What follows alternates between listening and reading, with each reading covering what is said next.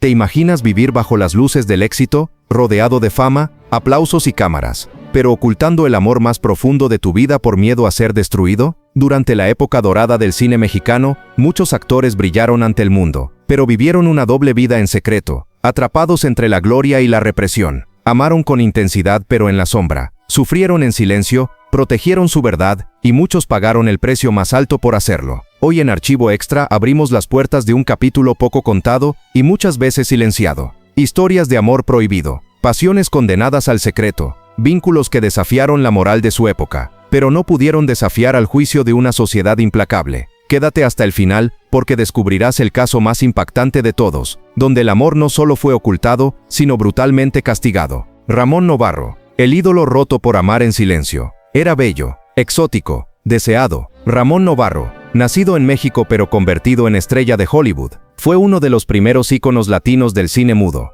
Su rostro adornó miles de pantallas, su presencia levantaba suspiros y aplausos, pero detrás de esa figura de ensueño, había un hombre que vivía con miedo. En los círculos más íntimos Novarro era abiertamente gay, pero jamás pudo hacerlo público. Cada regreso a México era un viaje entre el refugio y el riesgo. Sabía que su identidad lo convertía en blanco fácil. Sabía que un escándalo podía destruirlo todo. Evitaba los excesos, no asistía a fiestas escandalosas, cultivaba amistades discretas, y aún así no pudo escapar del horror. Una noche, dos jóvenes entraron a su casa con la excusa de una visita, pero no buscaban conversación. Creían que Novarro guardaba una fortuna. Lo golpearon, lo ataron, lo torturaron, lo mataron. Cuando la noticia se filtró, la prensa fue despiadada. Lo pintaron como víctima de su estilo de vida. Lo humillaron incluso en la muerte. Pero quienes lo conocían sabían la verdad, que había amado con ternura, que había vivido con miedo, que su asesinato fue más que un crimen. Fue una ejecución silenciosa del prejuicio. Y lo más escalofriante es que todos sabían, y nadie hizo nada. ¿Fue solo un robo, o fue un castigo premeditado por haber amado sin permiso?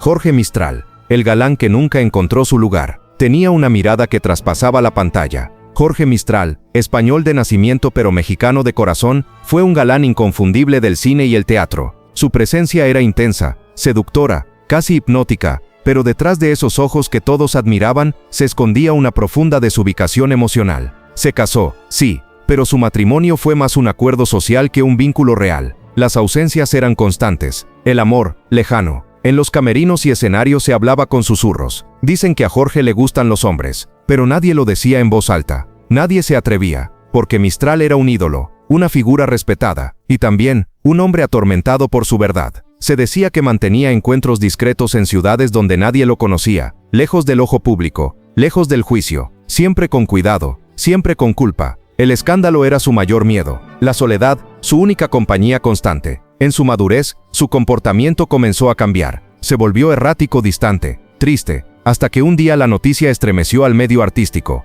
Jorge Mistral se había quitado la vida con un disparo. No dejó cartas, no dejó explicación. Pero quienes lo conocieron de cerca entendieron que su partida no fue solo una decisión desesperada. Fue la consecuencia de una vida vivida a medias, una vida donde amar era imposible, y callar era obligatorio. Dicen que dejó cartas sin enviar, confesiones nunca pronunciadas y un amor que nunca pudo llamar por su nombre. Joaquín Pardavé, el comediante de las cartas sin firma. Todos lo amaban. Era el rostro del humor, de la ternura, del mexicano entrañable. Joaquín Pardavé fue actor, director, compositor y uno de los pilares del cine nacional. Pero detrás de sus personajes alegres, había un hombre profundamente reservado y enigmático. Su matrimonio fue largo, sí, pero distante. Nunca se le conocieron romances fuera de la pantalla y su vida privada parecía estar escrita en clave. Pero lo curioso, lo que pocos se atreven aún hoy a mencionar, son aquellas cartas misteriosas que circularon por años. Firmadas con iniciales masculinas, escritas con una intimidad que iba más allá de la amistad, aquellas cartas despertaron sospechas entre historiadores y biógrafos. ¿Eran confesiones de amor? ¿Eran pruebas de un vínculo secreto?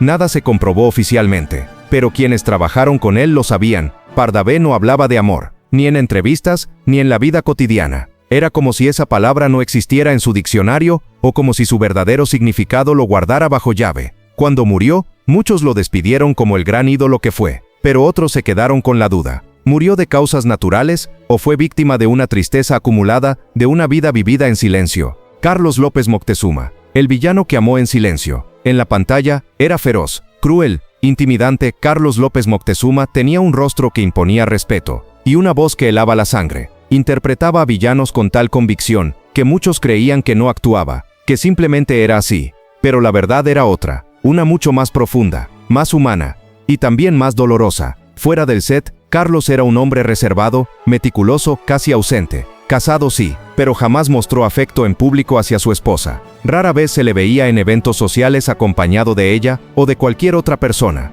Vivía una vida de disciplina, silencio y aparente soledad.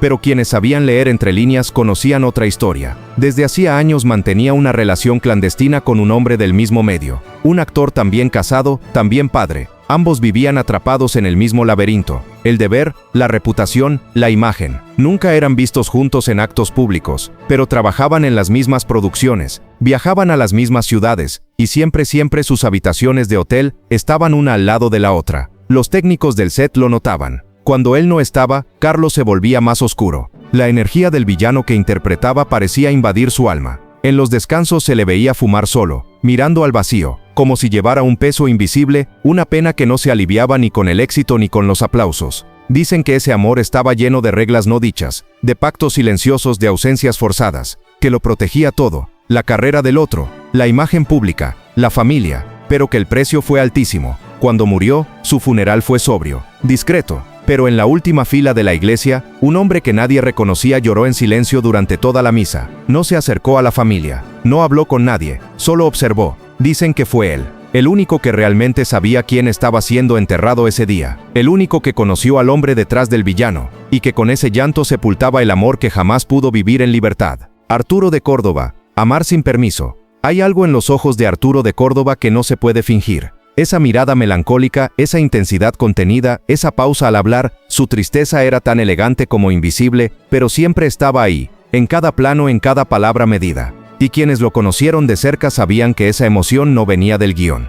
Venía de mucho más profundo, de un amor que nunca pudo mostrarse. Estaba casado, sí, su esposa fue siempre una figura leal, discreta, presente, pero también distante. Los rumores eran constantes, no sobre infidelidades pasajeras con mujeres como era común en la época. No, lo que se decía era otra cosa. Sus escapadas eran meticulosas, sus amistades masculinas demasiado íntimas. Y en las fiestas privadas, siempre había alguien que murmuraba, está con él otra vez. Ese él cambiaba de nombre, pero no de rol. Era siempre alguien que no pertenecía al elenco pero que estaba presente. En los rodajes nocturnos, Arturo pedía una silla extra al lado del monitor. Ahí se sentaba un hombre de lentes, serio, que no hablaba con nadie, pero que todos sabían que estaba allí por una razón especial. Nadie le pedía que se fuera, nadie lo cuestionaba. Era una presencia aceptada en silencio. También se decía que en los camerinos recibía sobres cerrados, cartas breves, entregadas sin palabras. Una vez, una de esas notas fue encontrada en un basurero del set. Decía solo, si esta vida no nos deja ser, por lo menos déjame acompañarte en lo que queda.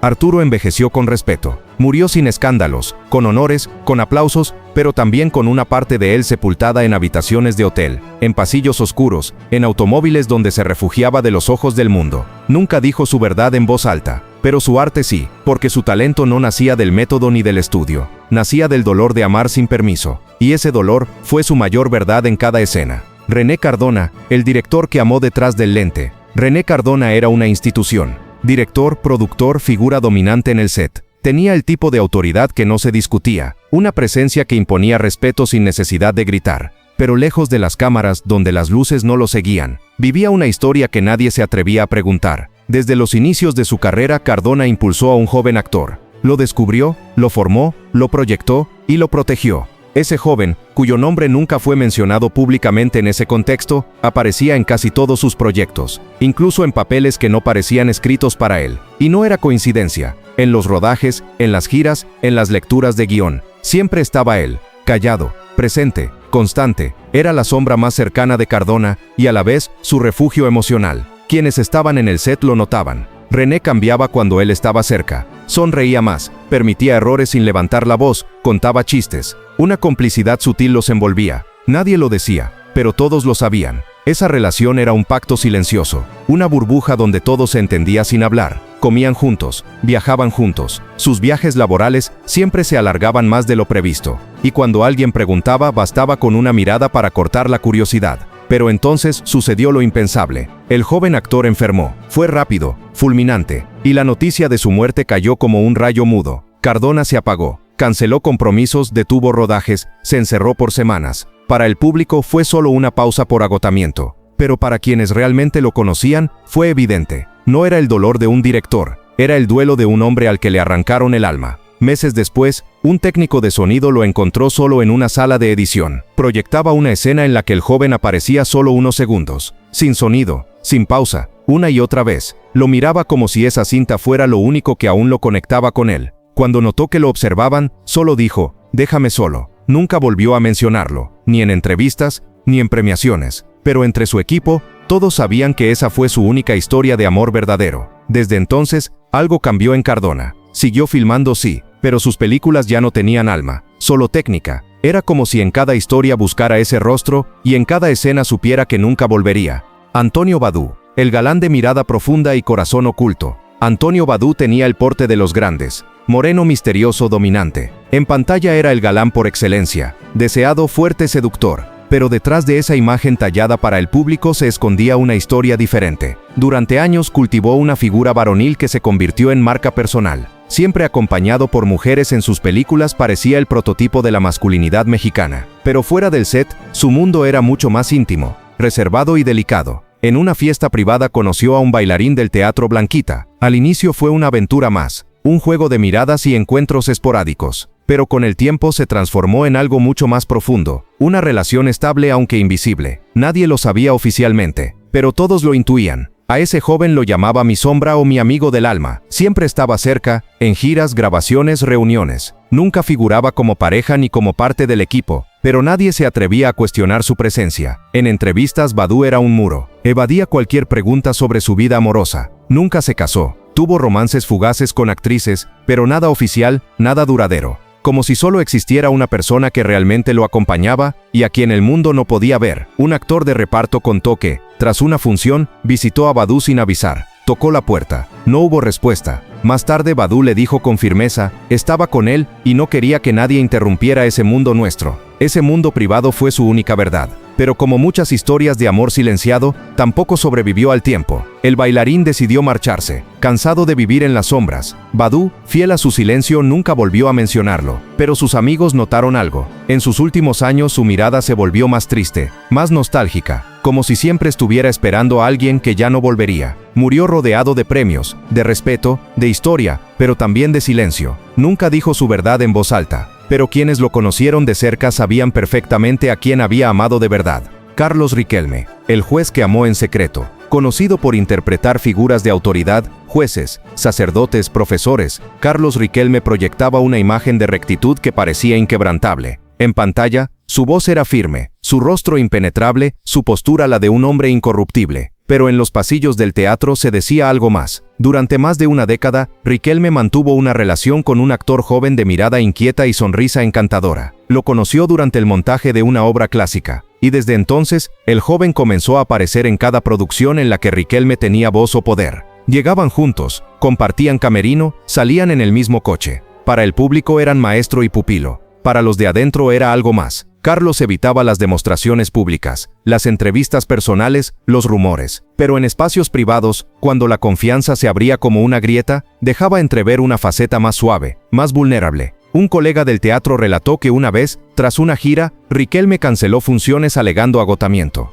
La verdad era otra. El joven lo había dejado por otro actor. Y el impacto fue brutal. Riquelme cayó en una tristeza que nunca admitió, pero que todos veían en su mirada apagada y su energía vacía. Murió sin haber confesado nunca esa historia. Pero en su casa, tras su fallecimiento, se encontraron cartas, fotografías y un libro dedicado con una frase que lo decía todo. Gracias por enseñarme que también los duros saben amar. Fernando Soto Mantequilla. La risa que escondía un amor verdadero. Fernando Soto, cariñosamente apodado Mantequilla, fue uno de los personajes más entrañables de la comedia mexicana. Sus papeles eran tiernos, torpes, divertidos, siempre al lado de los protagonistas, regalando carcajadas al público. Y quizás por eso mismo, por no ser el galán, por no tener que probar su virilidad en pantalla, pudo moverse con un poco más de libertad que otros. Durante los rodajes, Mantequilla tenía siempre cerca a un actor secundario. No formaba parte del elenco oficial, pero allí estaba, en los ensayos, en las comidas, en los fines de semana. Oficialmente era su asistente. Pero los que estaban cerca sabían que compartían casa, secretos y vida. Ambos firmaron un pacto tácito. nada de muestras públicas, nada de fotos juntos fuera del set, nada que delatara lo que el corazón sabía perfectamente. Pero entre bambalinas se veían las miradas, los pequeños gestos, las dedicatorias camufladas en libretos, las canciones que Fernando le cantaba en fiestas privadas como si fueran bromas, pero cargadas de verdad. Una vez, durante una función, un espectador gritó una burla sobre su relación. Fernando hizo una pausa y respondió con una sonrisa: uno ama como puede, no como le dejan. Tras su muerte, aquel actor desapareció. Algunos dicen que abandonó el país, otros que se encerró en sí mismo para siempre. Pero su nombre no aparece en los créditos, aunque sí vive en los recuerdos de quien lo amó en silencio y en los gestos que no pudieron esconderse. Víctor Junco, el actor que prefirió actuar antes que figurar. Desde sus inicios en la industria, Víctor Junco fue reconocido por su seriedad, su compromiso profesional y su actitud distante con los medios. Nunca se vio envuelto en escándalos, ni en romances públicos, ni en declaraciones polémicas. Su lema era claro: yo vengo a actuar, no a figurar. Pero en los pasillos del estudio el rumor era constante. Siempre estaba cerca de un joven asistente de producción. Al principio, nadie prestó demasiada atención, hasta que ese joven se volvió una presencia fija en los sets, los camerinos, las giras y los días libres. Nunca posaban juntos, nunca se hablaba de ellos, pero siempre estaban ahí, uno junto al otro. Las personas más cercanas contaban que discutían como pareja, que Junco tenía un departamento en la colonia Juárez donde se refugiaban por días, que nadie más podía entrar cuando el joven estaba allí. Las entrevistas eran evasivas, las preguntas personales cortadas de raíz, y cuando el joven desapareció de su vida, algo cambió en Junco. Se volvió más duro, más distante, más solo. Murió sin haber formado familia, sin testamento público, sin nadie que reclamara su legado sentimental. Pero quienes lo vieron proteger a ese joven del juicio y el escándalo, entendieron algo que no necesitaba palabras. Junco amó profundamente, y vivió atrapado entre dos mundos.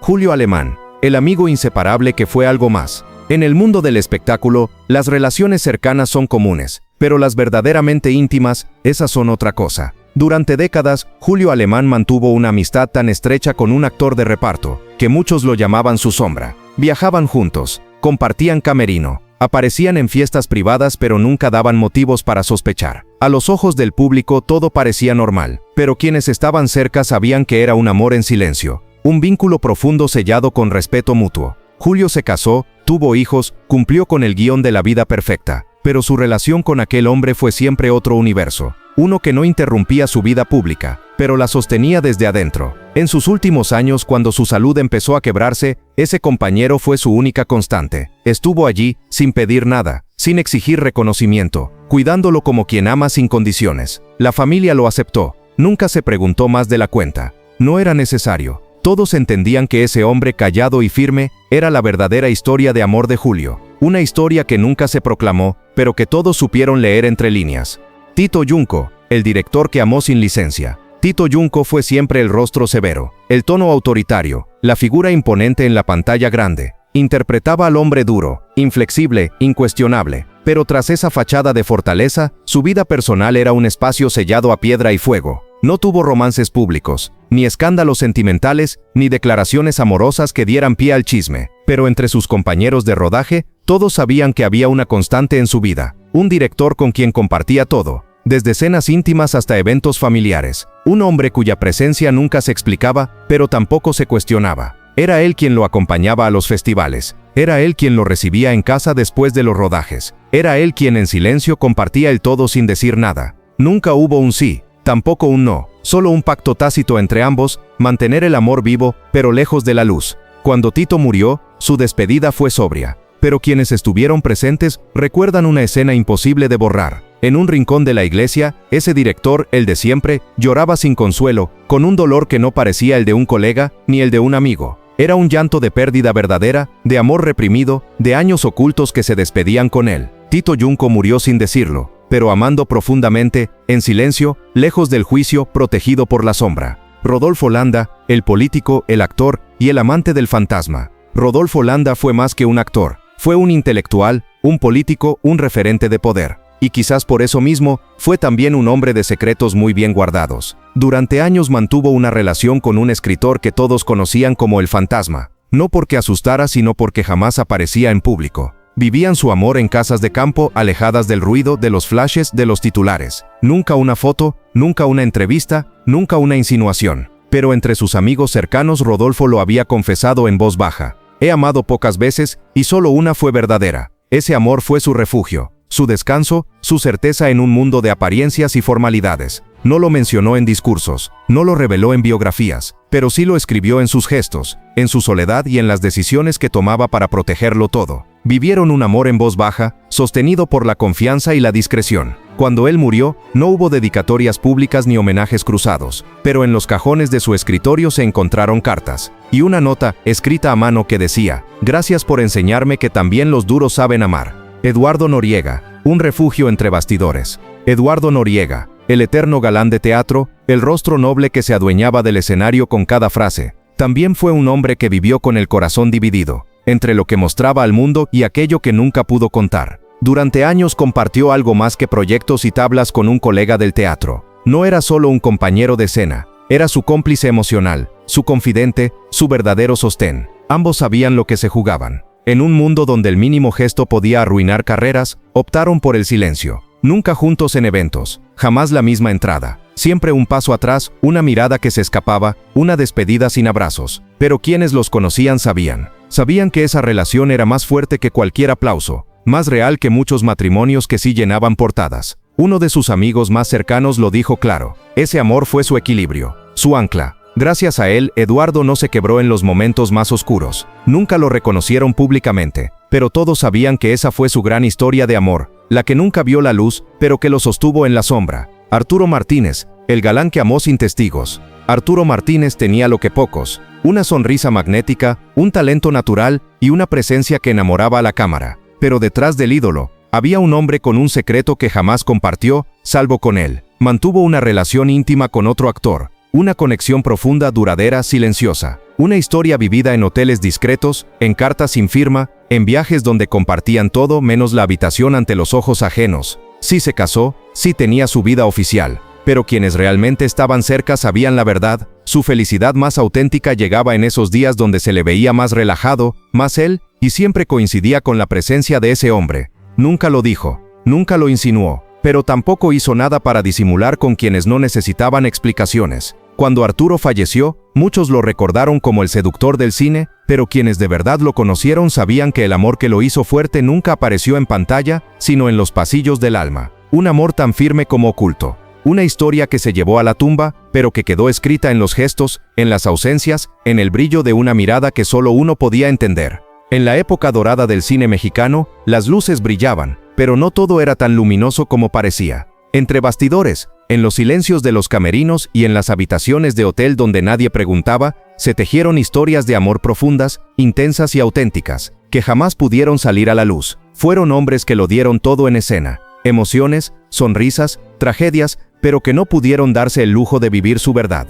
Actores, directores, artistas, todos con algo en común: amar sin permiso. Vivieron en un tiempo en el que mostrarse era perderlo todo: el éxito, la familia, el respeto del público. Y aún así, amaron con una fuerza que ni el silencio pudo borrar. No hay monumentos ni cartas públicas ni premios que reconozcan sus amores secretos, pero sus historias sobreviven, en fotos escondidas, en cartas que nunca se enviaron, en lágrimas contenidas en un rincón del funeral, en ese compañero que nadie conocía, pero que estaba siempre. Y hoy por fin, los nombramos, no para exponerlos, sino para honrarlos, porque merecen ser recordados no solo por sus papeles, sino también por lo que callaron, por lo que sufrieron y por el amor que nunca dejaron de sentir. ¿Y tú, conocías estas historias? ¿Te imaginaste alguna vez que detrás de aquellas miradas firmes y galanes perfectos había tanto dolor contenido? Déjanos tu comentario. Y si estas verdades te tocaron el corazón, no olvides suscribirte, darle me gusta y compartir este video con alguien que valore lo que nunca se atrevió a decirse en voz alta.